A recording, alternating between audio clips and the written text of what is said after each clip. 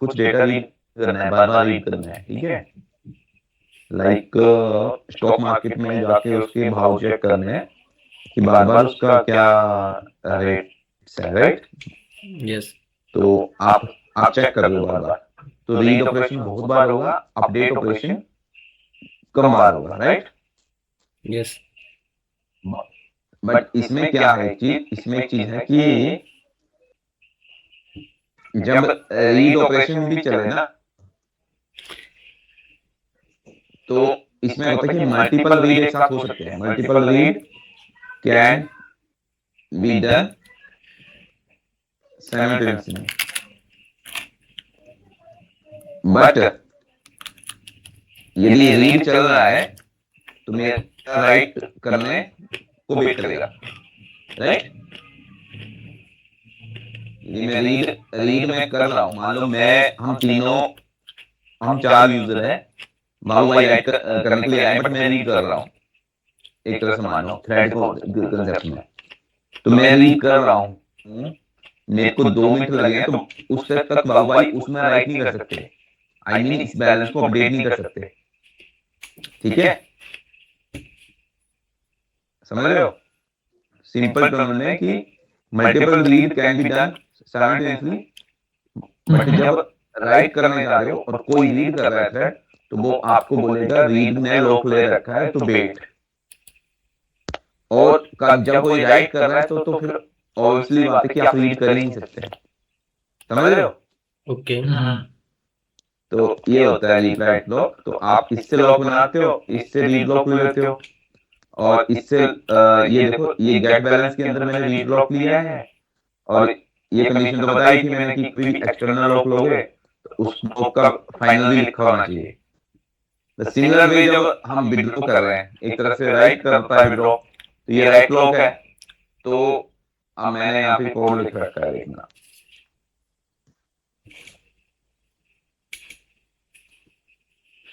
Reader inside gate balance reader 3, ये 6 मेरे वो पहुंच के रीडर जो रीड कर रहे हैं अभी। रीडर 1, रीडर 2, और ये मैंने टास्क बना रखा है, रीड टास्क, ए राइट टास्क, और न्यू थ्रेड से रीडर बनाए, और यहाँ पे मैंने स्लीप थोड़ी देर के लिए खुद से किया है, ठीक है। आप देखो balance read, balance read, balance read, तब जाके राइट राइट चल रहा।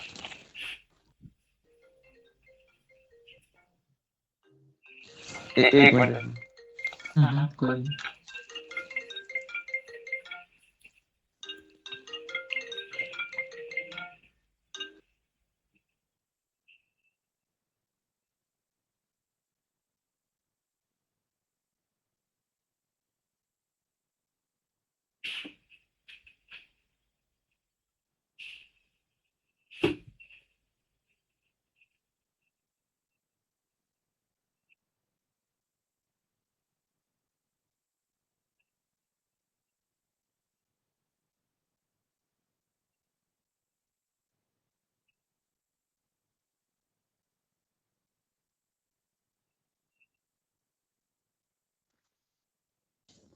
सॉरी।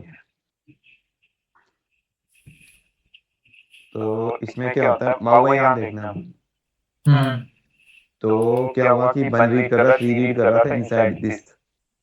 अब क्या हुआ है, 6 side inside gate balance. Inside gate balance क्या था, ये इनसाइड गेट बैलेंस पहुंचा पर अभी लॉक एक्वायर नहीं किया है, ठीक है। और मैंने यहाँ पे क्या कर रखा है कि इसको स्लिप कर दिया थोड़ी देर के लिए खुद से, और फिर मैंने यहाँ पे राइटर लॉक चलाया है, राइट लॉक चलाया है कि रीडर मेरे पहुंच गए, फिर से कुछ टाइम के लिए ये क्या करेगा, स्लीप करेगा मेन, मतलब मेन थ्रेड, राइट। अब अब ये रीडर जो है ये क्या करेंगे, ये देखना 1 2 3, 1 2 3 तो रीड कर चुके डेटा मेरा, राइट। बट अब ये थोड़ी देर इसने स्लीप किया और फिर राइट लॉक चला। बट ये राइट लॉक जो मैंने लिखा है, इट डजंट मीन कि एकदम से वहां पहुंच गया होगा। हो सकता है ये मेरा पहले पहुंच गया हो। तो देखो जब ये सारे के सारे काम होने थे, तो राइट भी ब्लॉक हुआ कुछ देर के लिए। तो यहाँ पे देखो जब 4 5 6 के लिए डेटा 10,000 आया है, फिर राइटर को टाइम मिल गया कि भाई मेरे को बैलेंस विड्रॉ करना है, उसने विड्रॉ किया। अभी देखो 6 जो है 6 यहाँ 6 को टाइम ही नहीं मिला था लॉक का, क्योंकि लॉक जो है इसने लिया था। ठीक है, देखो जब ये पहुंचे तो राइट, देखो पहले 3 तो पहुंच गए जल्दी, फिर स्लीप हुआ 2 सेकंड के लिए, और फिर 4 लोग पहुंच गए, एक राइट करने के लिए पहुंचा, 3 रीड करने के लिए पहुंचा। तो क्या हुआ कि ये तो अपना काम निकल के, तो जैसे ये पहुंचे तो अब क्या हुआ कि जेवीएम ने तो ओएस को दे दिया, ओएस ने जो शेड्यूलिंग की तो 4 5 को पहले मिल गई शेड्यूलिंग, 4 5 ने अपना डेटा रीड कर लिया, फिर बारी मिली इसको कि भाई तू रीड कर। जब तक ये रीड कर रहा होता है तो होना क्या चाहिए था कि ये रीडर को डेटा रीड कर लेना चाहिए था।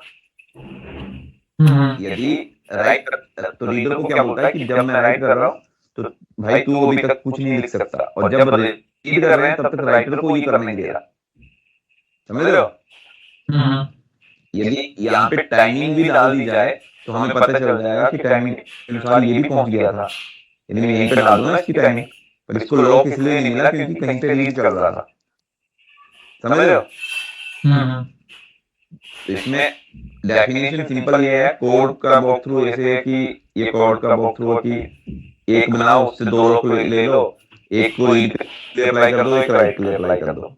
लॉक लेने के बाद अनलॉक भी करना होता है। ठीक है, और रीड तो सारे एक साथ कर सकते हैं, पर राइट और रीड एक साथ नहीं हो सकता। यदि रीड कर रहा है तो राइट को ब्रेक करना पड़ेगा, राइट हो रहा है तो सारे रीड्स को ब्रेक करना पड़ेगा यदि कोई आता है। बस ये है। अभी द नेक्स्ट में पढ़ रहा हूँ इंटर थ्रेड कम्युनिकेशन। इसके लिए 3 मेथड होते हैं, वेट, नोटिफाई और राइट। सारे के सारे जो कॉल होते हैं सिंक्रोनाइज ब्लॉक से थ्रू होते हैं, क्योंकि आप क्या कर रहे हो, आप लॉक जो लगता है मॉनिटर पे लगता है, ऑब्जेक्ट पे लगता है ना,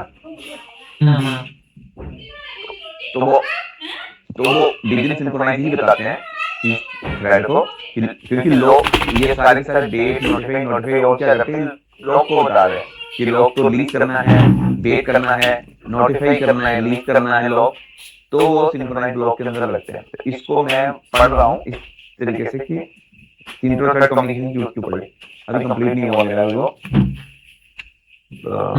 इसके बारे में इसको पढ़ना स्टार्ट करो। कोई क्वेश्चन? हेलो? नो। समझ आया मैंने जो पढ़ाया? हाँ आई एम। हेलो? तो अभी तक कितने लोग पढ़े हमने?